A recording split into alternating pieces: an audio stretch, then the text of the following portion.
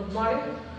ఈరోజు మీకు the short sighted brothers అనే షార్ట్ స్టోరీ గురించి మనం తెలుసుకోబోతున్నాం. వెరీ ఇంట్రెస్టింగ్ షార్ట్ స్టోరీ ఇది. దీనికి రైటర్ లేడండి. చైనా ఫోక్ టేల్, చైనాలో ఉన్నటువంటి ప్రజలు ఒక జానపద కథగా ఈ యొక్క స్టోరీని చెప్పుకుంటారు. Yes, 3 aged brothers, central characters who lived in a spacious house on the outskirts of a town, were short-sighted both physically and mentally. So, మనకి ఇక్కడ ఒక సామెత కూడా ఉందండి. ఏంటి సామెత అంటే honesty is the best policy.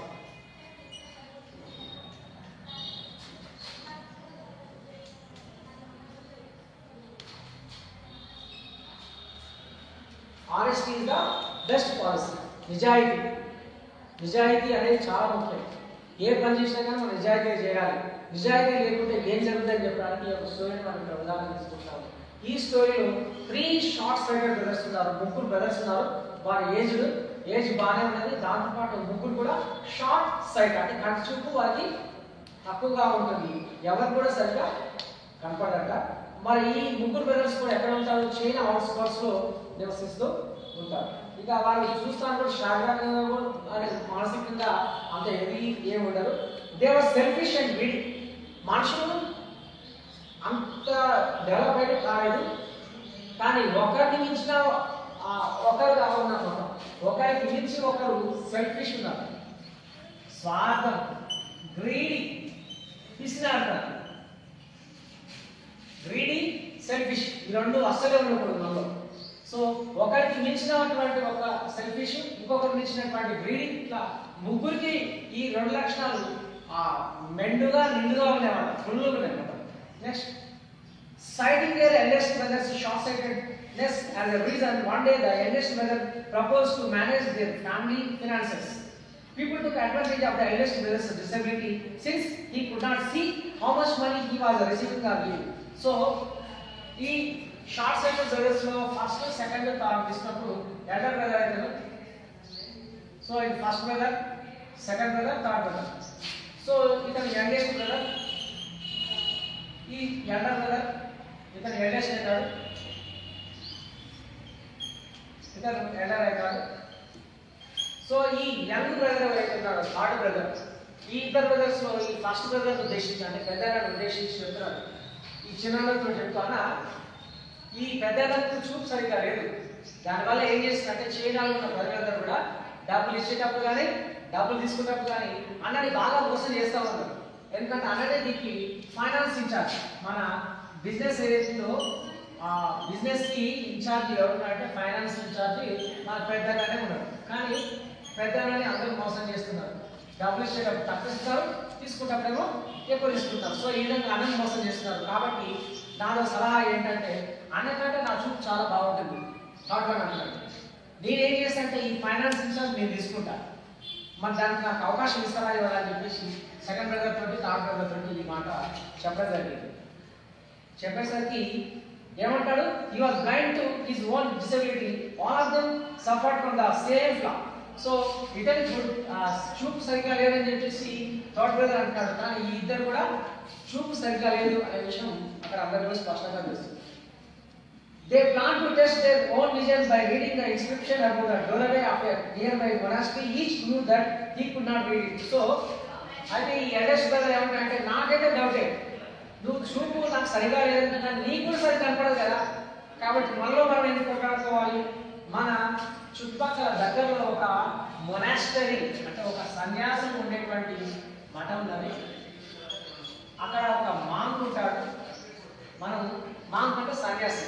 మనం అతని దగ్గర కనుక వెళ్ళినట్లయితే మన సమస్య తప్పకుండా పరిష్కారం అవుతుంది. కాబట్టి రేపు మనందరం కూడా ఎక్కడికి వెళ్తున్నాం? ఈ మొనాస్టిక్ వెళ్తున్నాం. ఈ మొనాస్టిక్ వెళ్ళి అక్కడ ఉన్నటువంటి మాంకును కలవబోతున్నాం అని చెప్పేసి ఎల్డెస్ట్ బ్రదర్ చెప్తాడు. చెప్పగానే మిగతా ఇద్దరు కూడా ఓకే అని చెప్పేసి చెప్తారు. ఆ తర్వాత ఎప్పుడైతే ఈ ఎల్డర్ బ్రదర్ ఇద్దరు వెళ్ళిపోతారో, ఈ ఇద్దరు బ్రదర్స్ తెలవకుండా ఎల్డెస్ట్ బ్రదర్ ఏం చేస్తాడు, ఈ మొనాస్ట్రీకి వెళ్తాడు. వెళ్ళిన తర్వాత మాంకును కలుస్తాడు. మాంకును కలిసి అడుగుతాడు, సార్ మీ ఈ మొనాస్ట్రీలో ఒక ఇన్స్క్రిప్షన్ టాబ్లెట్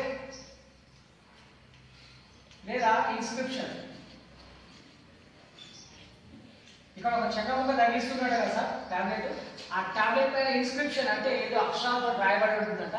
ఇంతకీ ఆ చెక్కముక్క మీద తగిలించబోయే ఆ అట్ట మీద ఆ ఏదైతుందో ఆ అట్ట మీద ఈ ఇన్స్క్రిప్షన్ ఏమున్నది సార్ అని చెప్పేసి ఈ ఎల్డెస్ట్ బ్రదర్ మాంకుని అడుగుతాడు.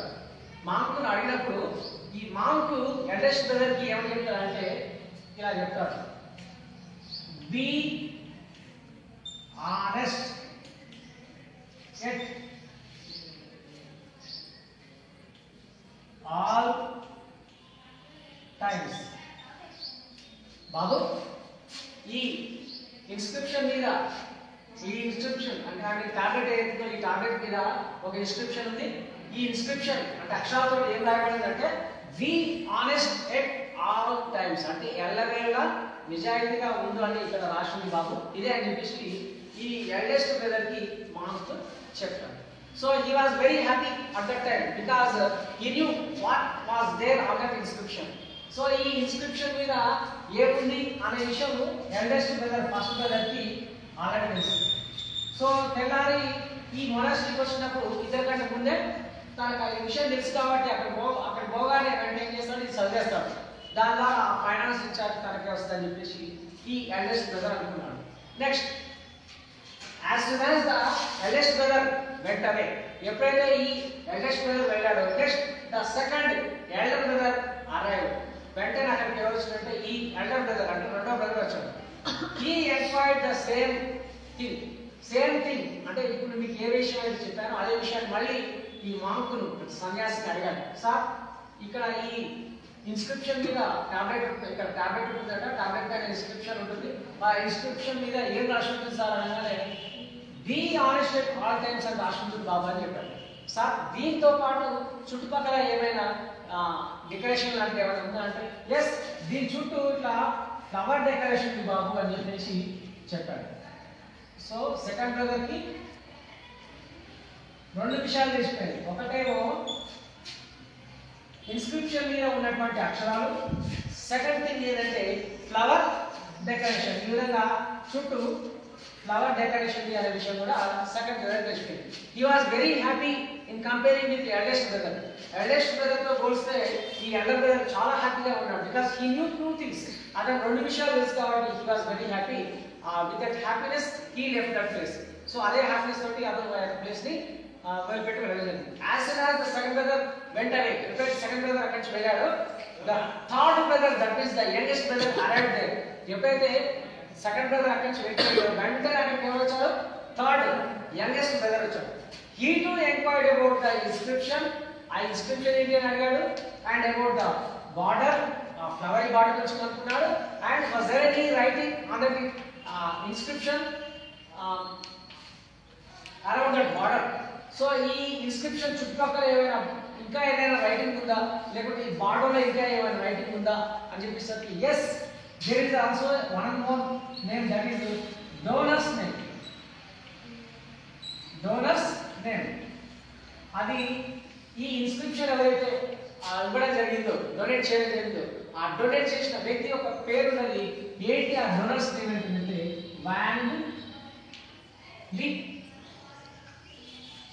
వ్యాన్ వ్యాన్ అనే పేరు కూడా అక్కడ ఉంది అని చెప్పేసి చెప్పారు. నా youngest brother was two happy in comparing with first and second brother. ఇద్దరితో పోలిస్తే ఈ యంగెస్ట్ బ్రదర్ చాలా హ్యాపీగా ఉన్నాడు. ఎందుకంటే ఇతనికి మూడు విషయాలు తెలుసు. టాబ్లెట్ మీద ఏముందో తెలుసు, టాబ్లెట్ చుట్టుపక్కల ఏముందో తెలుసు, తర్వాత దీన్ని ఎవరు డొనేట్ చేసిందో తెలుసు. మూడు విషయాలు తెలుసు కాబట్టి హీ వాజ్ వెరీ హ్యాపీ. తెల్లారి ముగ్గురు brothers they went to that మొనాస్ట్రీకి వెళ్ళారు. అండ్ దే మెట్ ద మాంకును కలిశారు. కలిసేసి before they met the monk, వాళ్ళు ఆ మాంక్ కలిసే కంటే ముందే whenever they approach that monastery, ఆ మొనాస్ట్రీ దగ్గరలోకి వచ్చేసరికి ద యంగెస్ట్ బ్రదర్ రెడ్. అక్కడ దగ్గర రాగానే బ్రదర్స్ నాకు అక్కడ మొనాస్ట్రీ కనిపిస్తుందా? ఇంకోటి నాకు అక్కడ దూరంకి వెళ్ళి ఆ మొనాస్ట్రీలో ఉన్నటువంటి టాబ్లెట్ ఆ టాబ్లెట్ మీద ఉన్నటువంటి అక్షరాలు నాకు స్పష్టంగా కనిపిస్తున్నాయి. ఏముందో తెలుసా? ద్వారా be honest at all times అని చెప్పేసి ఎల్డెస్ట్ బ్రదర్ ఈ ఇద్దరు బ్రదర్స్ కంటే ముందే చదివేసినాడు. Then the second brother. My dear brother, whatever you read, that is correct. Brother, మీరు ఏదైతే చదివినారో అది కరెక్టే, but you did not find something was there, the decoration about. అక్కడ సంథింగ్ ఒక డెకరేషన్ కూడా ఉన్నది.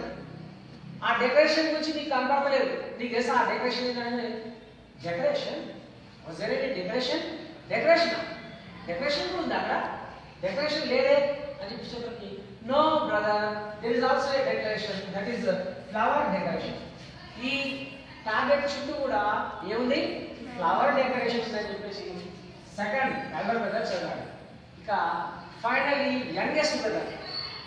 Dear brothers, whatever our elder brother writes, be honest at all times, it is also visible to me. And the second brother, whatever he said about the flower decoration, that is also visible to me. And apart from these two, I know one more thing, the donor's pen. The donor's pen. It was at the border of the tablet. Is it visible to you? Dear brothers, మరి be honest at all times అని నాకు కనపడుతుంది. Flower decoration కూడా కనిపిస్తుంది. దాంతో పాటు ఆ border లో ఏముందంటే డోనర్ యొక్క నేమ్ కూడా ఉంది. అది మీకు కనిపిస్తుంది అనగానే ఇద్దరు తెలబొమ్మ వేసినారు. అప్పుడు యంగెస్ట్ బ్రదర్ ఏం చేశాడు? Yes, there is a donor's name అని చెప్పేసి ఫ్యామిలీ అడ్మిట్ చదివాడు. సో ఇప్పుడు హీ వాజ్ వెరీ హ్యాపీ. చంకలు గుర్తుకుంటున్నాడు. He's chuckling to himself. చంకలు గుర్తుకుంటున్నాడు మొత్తం. గుర్తుకొని చాలా సంతోషపడుతున్నాడు మొత్తం. ఎందుకంటే సంతోషం ఇప్పుడు ఆ ఫైనాన్స్ ఇన్ఛార్జ్ తనకే వస్తుంది కాబట్టి. అట్ దట్ మూమెంట్, ఆ సమయంలో ద మాంక్ అరైవ్డ్. అదే సమయంలో అక్కడికి మాంక్ వచ్చాడు. And he saw these three brothers, ఆ ముగ్గురు బ్రదర్స్ చూశాడు. Then he said that dear customers or dear brothers, మరి మా మొనాస్ట్రీకి వచ్చినటువంటి మీ బ్రదర్స్ ఎవరైతున్నారో ఐఎమ్ వెరీ సారీ. నేను మీకు ఒక విషయాన్ని చెప్పడానికి నాకు చాలా బాధగా ఉంది. ఏంటి ఆ బాధ అంటే, actually I did not put it the target at. నేను ఇంతవరకు కూడా ఆ టార్గెట్ ని ఇక్కడ కలిగించలేదు. ఇప్పుడే నేను మీ ముందర ఈ టార్గెట్ కలిగించబోతున్నానయ్యా అని చెప్పేసి ఆ ముగ్గురు బ్రదర్స్ ముందు ఆ టార్గెట్ తీసుకొచ్చి ఆ కలిగించేసి అక్కడి నుంచి వెళ్ళిపోయారు. ఇప్పటిదాకా వాళ్ళు ఏం చదువుకున్నారు, ఏం మాట్లాడినారు? అక్కడ టార్గెట్ ఉంది, దాని చుట్టూ ఫ్లవర్ డెకరేషన్ ఉంది, లాస్ట్ ఏమో డోనర్స్ డే ఉంది అనిపిస్తుంది. వాస్తవానికి అక్కడ ఏముందంటే అక్కడ ఏమీ లేదు. అక్కడ ఏమీ లేదు. ముగ్గురు గుడ్డలే. ఆ మాంక్ అక్కడికి వచ్చాడు. వచ్చేసి వాళ్ళ ముందరే ఆ టాబ్లెట్ తగ్గించిపోయాడు. సో దీన్ని బట్టి ఏమర్థమైందంటే 3 brothers ఆర్ షార్ట్ సైటెడ్. ఈ ముగ్గురు బ్రదర్స్ కూడా షార్ట్ సైటెడ్ అనే విషయం ఇక్కడ మనకు స్పష్టంగా అర్థమైంది. దీన్ని బట్టి వారు చేసిన తప్పేంటో తెలుసుకున్నారు. ఏంటి వారు చేసిన తప్పేంటంటే be honest at all times అనేది స్పష్టంగా తెలుసుకోవాలి. Honesty is the best policy అనే విషయం మనం స్పష్టంగా తెలుసుకోవాలి. ఇది ఈ షార్ట్ స్టోరీ యొక్క ఎసెన్స్. Thank you.